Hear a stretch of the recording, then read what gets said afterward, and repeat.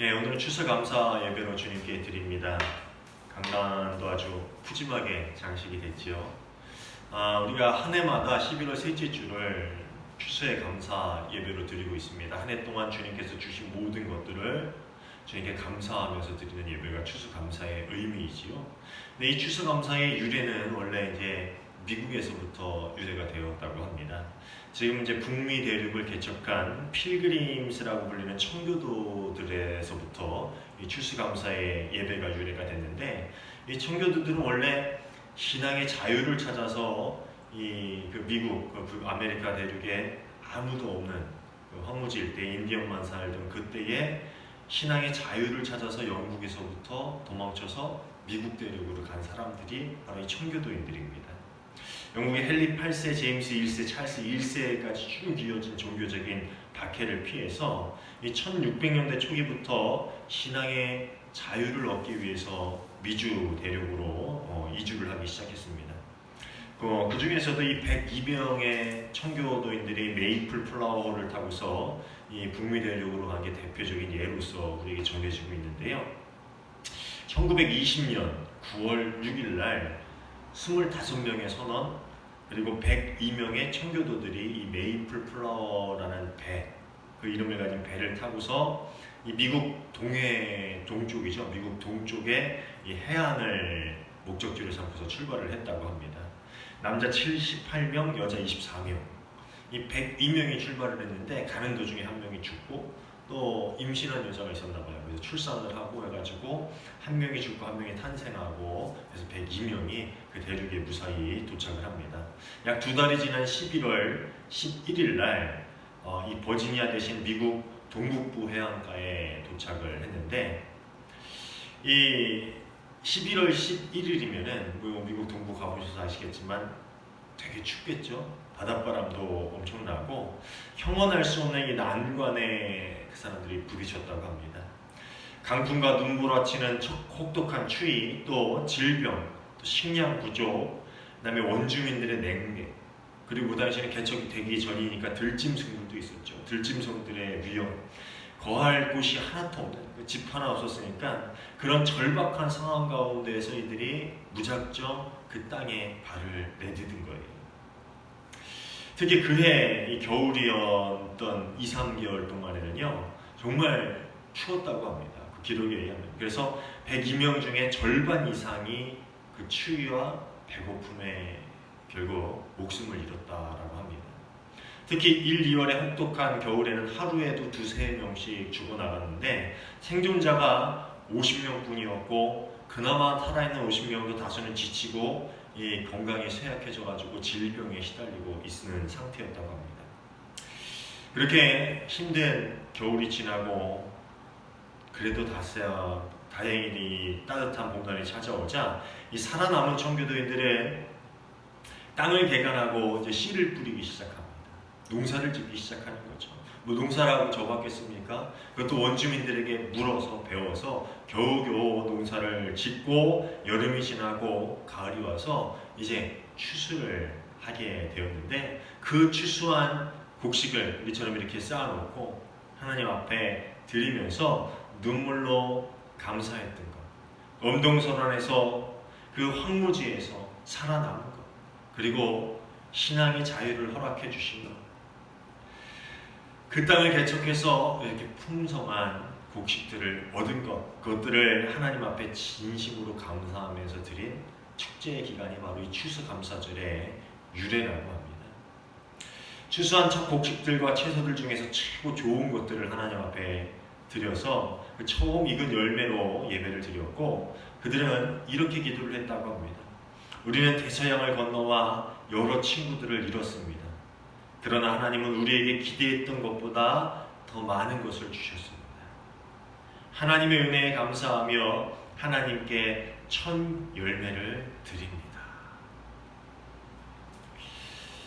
다른 이야기들도 많이 있지만 그 당시의 상황을 이것보다도 잘 묘사한 설명은 없을 것 같아요.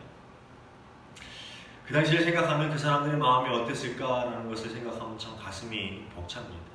그 죽을 법한 그러한 상황들을 거치고 지나서 그 풍성한 곡식을 이제 하나님 앞에 드릴 때의 그 감사함, 그 마음, 그 벅찬 가슴은 정말 말로 설명할 수가 없을 것 같습니다. 그것이 나중에 이제 시간이 지나서 여러분 주보교에도 설명을 써놨지만은 나중에 이제 미국의 국경일 같은 큰 축제가 되어가지고 오늘날 추수감사절 땡스기빙 데이가 이렇게 유래가 되어왔죠. 어떤 사람들은 뭐 추수감사절은 성경에 유래가 없다라고 하는데 사실 굳이 성경에서 이 유래를 찾아보자면은 이 구약의 수장절이 추수감사절의 의미를 가지고 있는 그런 절기라고 볼 수 있을 것 같습니다. 유대인들의 3대 절기 중에서 이 농부가 수고해서 이룬 것을 밭에서 거두어 저장하는 것을 기념해서 지키는 절기가 이 수장절, 곧 초막절입니다. 출애굽기 23장에 그 수장절에 대한 내용들이 자세히 기록이 되어 있는데 이 절기는 유대 달력으로는 7월 15일부터 7일 동안 지켜진 절기입니다. 그러니까 유대 달력으로 7월이면요 우리 달력으로 보면 10월 중순쯤에 해당하는 그러한 시기입니다. 그 시기에 한 해 동안 하나님께서 이른 비와 늦은 비, 그죠? 우기 그리고 건기에는 끊임없이 내리는 그 이슬로 그들에게 풍성한 곡식을 주심을 감사하면서 그 예물들을 드리면서 드린 절기가 바로 이 수장절이라는 거죠. 구약에서 예를 찾자면 이 수장절이 추수감사절의 의미와 가장 비슷할 것 같습니다. 특별히 이 수장절, 추수감사절과 같은 수장절을 비롯해서 출애굽기 12장부터 이 절기에 대한 내용들이 상세하게 규정이 되어 있습니다. 그런데 하나님께서는 이 절기들을 어떻게 지키라는 이유는 철저히 기억해서 지켜라. 그 절기들을 철저하게 너희가 잊지 말고 그것을 기억하고 기념하고 그 절기를 지켜라. 그래서 하나님께서 왜 이 절기들을 지켜라라고 이렇게 명령하셨을까요? 그 이유가 뭘까요? 그 이유가 뭘 것 같아요? 하나님도 자기가 한 것을 이렇게 좀 드러내게 하기 위해서 내가 줬다 드러내게 하기 위해서 절기를 지키는 걸까요? 아니죠. 그것은 바로 하나님이 어떤 분이신가를 잊지 마라. 하나님이 우리에게 어떤 존재인가, 어떤 분이신가, 어떤 일을 하셨는지를 너희는 절대 잊지 마라. 절기를 통해서 하나님께서 이스라엘 백성을 어떻게 구원해 주시고 어떻게 먹여 살리셨는지 너희는 그것을 기억해라. 결코 살아가면서 그것을 잊으면 안 된다라는 의미에서 이 절기들을 우리에게 주셨다라는 것입니다. 사실 우리는 일상 가운데 하나님의 끊임없는 보호와 인도 그리고 돌보심을 잊으며 살아갈 때가 많습니다. 그리고 때로는 하나님께서 우리를 돌보시지 않나 보다. 우리를 기억하시지 않나 보다. 난 왜 이렇게 지금 힘들지? 왜 우리는 이 모양의 꼴이지? 하나님이 우리를 돌보시지 않나 보다. 그런 불확실성의 두려움 가운데서 살아가는 순간도 있습니다.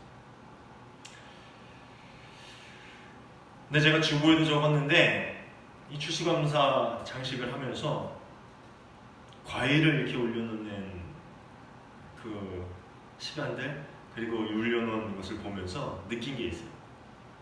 아, 내가 잊었던 그 감사의 일들이 이 과일을 보니까 생각이 나더라고요. 하나님은 결코 나를 잊지 않으셨고 그 힘들고 좀 불확실성의 두려움 가운데서 가슴 아프고 또 눈물을 흘리며 살아갔던 그 순간 가운데서도 여전히 하나님은 나를 성장시켜 가고 계셨고 하나님이 나를 돌보고 계셨구나라는 것을 꼭 이 절기가 되면 더 깨닫게 됩니다. 여러분은 그렇지 않습니까? 잊었던 것도 이 절기를 통해서 하나님께 하나하나 우리의 정성을 드리고 이 절기를 준비해감에 따라 하나님이 우리를 한순간도 잊지 아니하셨구나. 돌아보니 모든 것이 하나님의 은혜였구나라는 것을 깨닫게 되더라라는 것입니다. 예전에 어떤 목사님과 대화를 하는데 제가 참 힘든 시기였어요. 사역지도 얻지 못하고 이렇게 저렇게 허송세월하던 그런 시기에 이 시기를 통해서 하나님이 나를 성장시키시려는 것 같다라는 그런 생각은 있지만 내가 지금 크고 있는지, 내가 과연 성장을 하고 있는지 난 잘 모르겠습니다. 그런 고백을 했더니 그 목사님이 그런 대답을 하시더라고요. 자라나는 주체가 자신이 자라나는 것을 어떻게 깨달을 수 있겠어요? 이 말이 뭐냐면은 자라나는 그 식물이 내가 자라고 있구나라는 것을 어떻게 깨달을 수 있겠냐 하는 말입니다. 시간이 지나 보니 내가 자랐구나라는 것을 알게 되는 거지요. 그런 얘기를 하더라고요. 그렇죠. 우리는 이 지나가는 삶 위에서 많은 것을 볼 수 없거나 또는 보지 못하고 지나쳐 버릴지도 모릅니다. 그러나 지나온 자리를 돌아보면은 그것은 당시에 볼 수 없었던 많은 것들이 자리 잡고 있음을 깨닫게 됩니다. 그리고 그 많은 일들 가운데서 하나님의 손길이 한 번도 없었던 적, 전혀 없었던 적은 없었다. 하나님의 손길이 없었던 적이 한 번도 없었다라는 것을 깨닫게 된다라는 것이죠. 그렇지 않습니까? 여러분, 아직 1년이 한 달 남았지만, 한 달 좀 넘게 남았지만, 여러분이 지나온 한 해는 어떻습니까? 저는 추수감사절을 준비하다 보니까 우리 하은교회 온 지 한 달하고 한 달이 조금 더 지났습니다. 한 달하고 보름 정도가 지난 것 같아요. 지난 1년을 돌아보면서 한편으로는 참 어떻게 버텨왔을까? 어떻게 견뎌왔을까? 힘든 시간도 분명히 있었고 마음의 갈등도 있었고 괴로운 시간들도 있었지만 그래도 하나님이 그 시간들을 잘 버티게, 잘 지키게, 또 잘 견디게 해주셨구나. 필요한 것들을 채우시고 또 때론 위로해 주시고 또 때론 힘이 되어 주시고 내가 기도하고 간구하고 그것들이 이루어지지 않아서 때론 원망할 때도 하나님이 원하시는 일들을, 내게 필요하신 일들을, 또 우리 하은교회를 통해서 계획하신 일들을 하나하나씩 하나님은 진행하고 계셨구나라는 것을 깨닫게 됩니다. 아멘? 여러분의 삶도 그렇습니까? 오늘 시편의 본문의 첫 구절은 이렇게 시작합니다. 여호와께 감사하고 그의 이름을 불러 아뢰며 그가 하는 일을 만민 중에 알게 할지어다. 메시지 성경을 보면 이렇게 표현합니다. 하나님께 감사드려라. 그 이름을 부르며 기도하여라. 만나는 모든 이들에게 그분의 행하신 일을 알려라. 재밌죠? 그 2절에 보면 또 이래요. 그에게 노래하며 그를 찬양하며 그의 모든 기이한 일들을 말할지어다. 기이한 일들 뭡니까? 기적이라고 표현되는 일들이죠. 여기서 말하는 하나님께서 행하신 일, 그리고 하나님께서 보여주신 기적은 우리가 살아가는 이 세상에 행하신 전체적인 일에 대한 것뿐만 아니라 구체적으로 하나님의 백성인 우리의 삶 가운데서 행하신 하나님의 세세한 일들까지도 이야기하고 있다라는 겁니다. 이 말은 뭐냐면은 우리 삶 가운데서 지나오고 보니까 만들어진 우리 현재의 모습이 아니라 그 세세한 이 모습이 만들어지기까지의 그 결과가 만들어지기까지의 그 세세한 일 하나하나까지 하나님이 다 기이한 일들이라 불리는 기적 가운데서 이루어졌다라는 것이죠. 제가 예전에도 얘기했지만 살면서 모든 것이 기적이라고 생각하는 사람에겐 하나님의 기이한 일들이 가득한 삶을 사는 그런 인생이 되는 것이지. 그런데 이후에 이스라엘에게 행하신 일들에 대해서 말씀하신 것을 살펴보면 한 가지 눈에 뜨는 일이 있어요. 우리는 1절부터 6절까지만 읽었는데 그 뒤에 5절을 보면은 아브라함과 맺은 언약에서 시작해가지고요. 읽지 않았지만 9절에는 이삭, 10절에는 야곱, 17절에는 요셉, 그리고 26절에는 모세와 아론을 통해 이스라엘을 구원하신 이야기까지 그 이야기가 쭉 이어집니다. 하나님께서는 아브라함과의 언약을 통해서 당신의 구속의 역사, 당신이 시작하신 구속의 역사를 계속 이야기하고 계신 것입니다. 하나님은 단 한 번도 그 하나님의 역사가 단 한 번으로 끝나거나 아주 잠깐 동안 역사하는 것으로 마무리 짓는 그런 일이 아니라 그 전 인류 이스라엘 역사를 통해서 모든 순간 하나님이 그의 삶 하나하나를 만들어가고 계셨음을 뭐 특별한 일 하나 짠 하고 끝나는 것이 아니라 특별한 일뿐만 아니라 작은 일 하나하나까지도 아주 오랜 시간 동안 변함없이 그들의 삶을 통해서 역사하고 계셨다라는 것을 이 시편 105편의 전체적인 이야기를 통해서 우리에게 이야기해주고 계시다라는 것입니다. 하나님은 당신의 자녀 한 명을 돌보시는데 그 인생을 통해 나타나는 하나님의 돌보심과 기적들은 지속적이고 오랜 시대를 지나도 변하지 않는 그 신실하심으로 나타난다라는 것입니다. 이해가십니까? 시편 136편 1절을 보면 그는 선하시며 그 인자하심이 영원함이로다라고 이야기하고 있죠. 하나님의 선하심, 그 인자하심이 단 일회성에 끝나는 것이 아니라 과거의 일에 끝나는 것이 아니라 영원하다는 거예요. 과거에도 지금도 그리고 내일도 그 신실하심, 그 인자하심이 영원하다라는 것이죠. 그렇다면 믿음은 뭡니까? 믿음이 뭘까? 그것은 바로 하나님이 우리에게 하신 신실하심을 기억하는 거죠. 그리고 과거에서 현재로 또 미래의 자리까지 그 하나님의 신실하심에 대한 신뢰를 확장시켜서 그로 인해 기뻐하고 평안하고 감사할 수 있는 것, 그것이 바로 믿음이라는 것입니다. 좀 어렵나요? 톰 라이트는 이 시편에 대해서 이야기를 하면서 이런 얘기를 해요. 우리의 시간과 하나님의 시간이 만나고 과거 그때와 지금과 아직 오지 않는 시간이 교차하는 그 시점에서 기도하고 노래하는 것이 바로 이 시편입니다. 이해갑니까? 우리 삶의 모든 시간들과 하나님의 역사하시는 그 은혜가 만나는 자리, 그 자리에서 우리가 하나님을 찬양하고 노래하는 그 고백의 표현이 시편이라는 거죠. 그런데 그거는 과거의 때들, 그죠?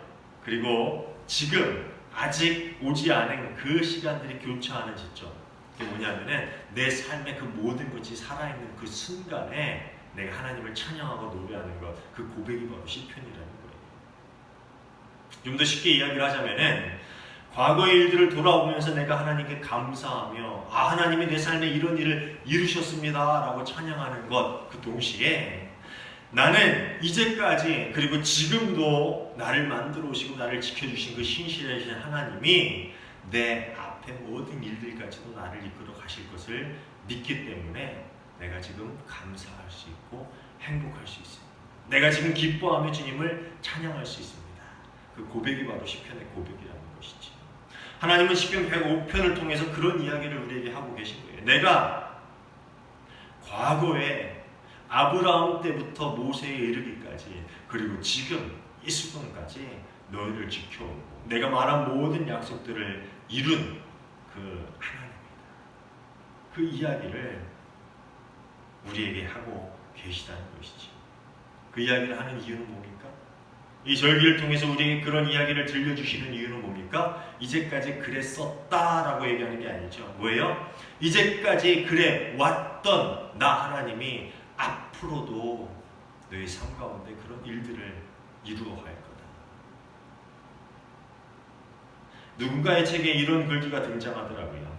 기억은 언제든 그 순간이 다시 올 거라는 가능성을 믿는 거고 추억은 가능성을 믿지 않는 거죠.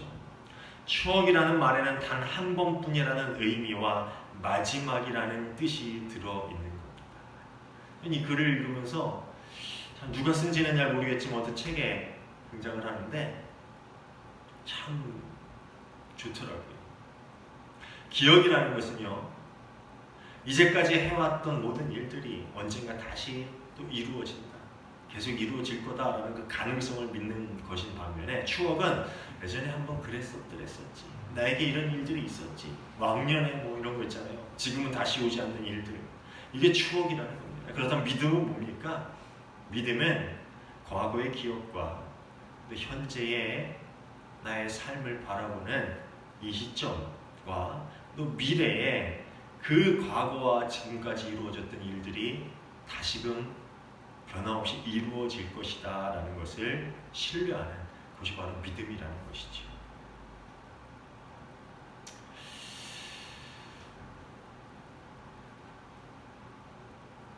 그럼 그 믿음의 삶은 우리 일상 가운데 어떻게 나타나야 합니까? 어떻게 나타나야 할까요?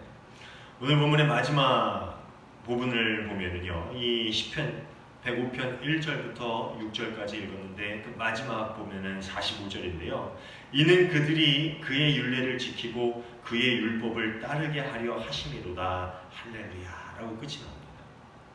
메시지 성경을 제가 읽어드릴게요. 43절부터 45절을 보면요, 이렇게 이야기합니다. 이것을 기억하여라.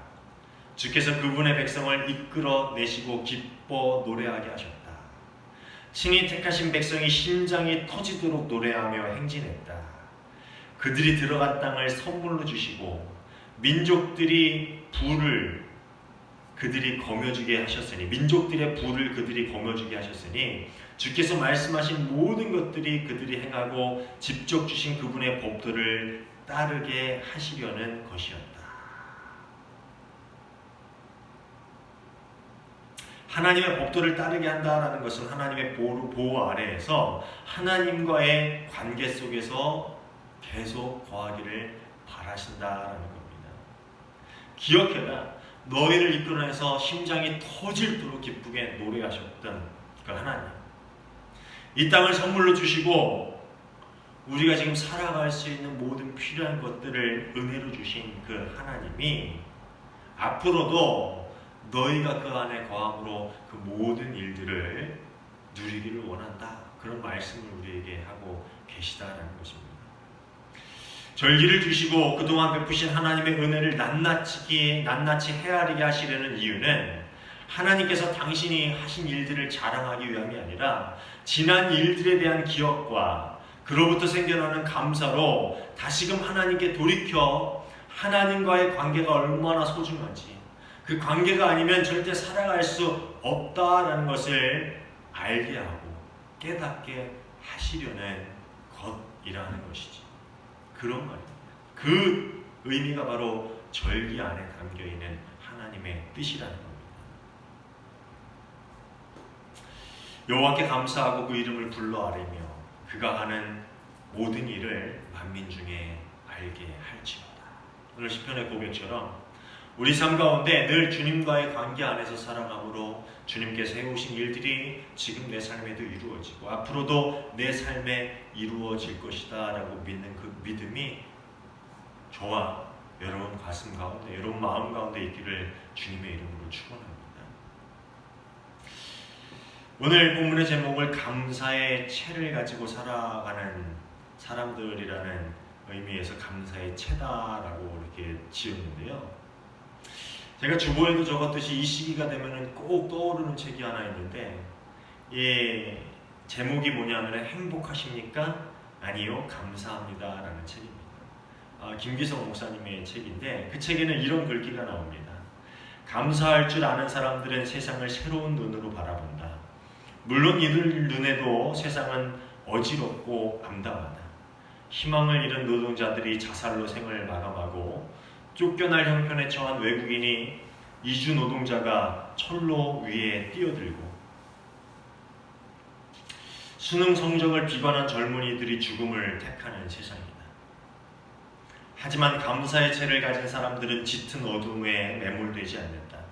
울면서라도 일어나 희망의 씨앗을 뿌린다.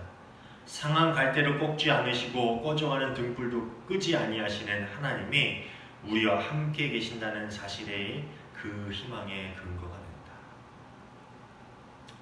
좀 무거운 내용이긴 하지만 그런 거예요. 이 세상이 어둡고 암담하고 그것이 비록 내 삶이고 내 현실이라 할지라도 감사의 채를 가진 사람은 그 현실의 그 어둠, 그 절망에 결코 파묻히거나 매몰되지 않는다라는 것입니다. 감사의 채라는 것은 이 거르는 채입니다. 채. 우리 삶 가운데 그 짙은 어둠에 매몰되어가는 그 순간 가운데서라도 또 내가 왜 이렇게 힘들까라고 절망하는 그 순간 가운데서라도 그 채로 걸러 내 그 감사할 것들을 건져내는 것, 그 삶이 바로 감사의 채를 가지고 살아가는 사람들이고, 이 사람들은 희망의 씨앗을 뿌리고 하나님이 우리와 함께 하신다는 그 사실이 희망의 근거가 돼서 다시금 그 삶의 행복을, 감사를 회복한다라는 그런 이야기를 이 책은 전해주고 있습니다. 사랑하는 여러분, 추수감사절을 맞아서 여러분의 삶이 정말 행복합니다라고 주님께 고백되어질 수 있기를 주님의 이름으로 축원합니다.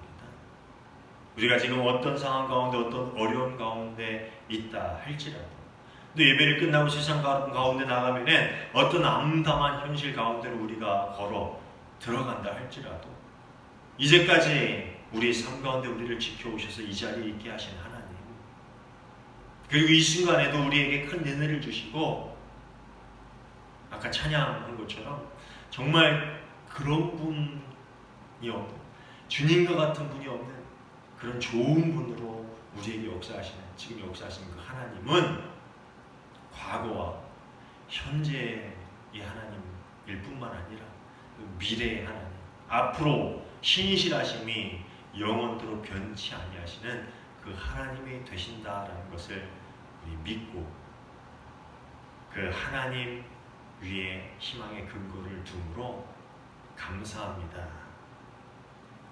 라고 고백할 수 있는 여러분이 되시길 주님의 이름으로 축원합니다. 물론 어려운 일이지요, 힘든 일입니다. 그러나 우리 삶 가운데 꼭 쥐고 있는 감사의 채 놓지 않기를 바랍니다. 늘 우리의 삶을 걸러 아무것도 없는 그런 상황 가운데 있다 할지라도 걸러서 하나님이 행하신 일들을 늘 바라보고 감사의 일들을 찾고 고백하고, 그 소망의 기쁨으로 매 순간을 살아갈 수 있는 저와 여러분 되시기를 주님의 이름으로 부탁을 드립니다. 그 감사의 축제가 늘 여러분 삶 가운데 함께 하시기를 주님의 이름으로 축원합니다. 기도하겠습니다. 좋으신 하나님,